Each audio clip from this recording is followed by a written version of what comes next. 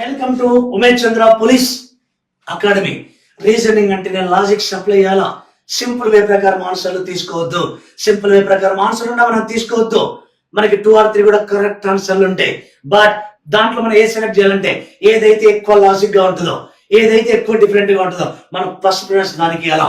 Right, చూద్దాం previous SI question ఎలా చూడండి. 1 మిస్సింగ్ నెంబర్ లో వచ్చిన క్వశ్చన్. రైట్, ఇక్కడ 1 2 3 4 5 క్వశ్చన్ మార్క్ అని ఇచ్చాడు. జనరల్ అందరూ ఏం చేస్తారు, 6 అని తీసుకుంటారు. అది కాదు కదా, అంత సింపుల్ గా ఉండదు క్వశ్చన్. అంత సింపుల్ గా ఉంటుంది ఎస్ఐ రాసే వాళ్ళకి ఉండదు కదా. అంటే ఇలాంటి క్వశ్చన్స్ లో ఏదో ఒక లాజిక్స్ ఉన్నట్టే, ఆ లాజిక్స్ మనం అబ్జర్వ్ చేయాలా. సింపుల్ వే ప్రకారం ఆన్సర్ తీసుకోవద్దు. ఇది చూడండి, ఇది కార్ గేర్లకు సంబంధించి ఎలా first gear, second gear, third gear, fourth gear, fifth gear, next ఏం వస్తుంది రివర్స్. అంటే ఆన్సర్ ఆర్. కార్ గేర్ల మీద క్వశ్చన్ ఫ్రేమ్ చేయడం జరిగింది.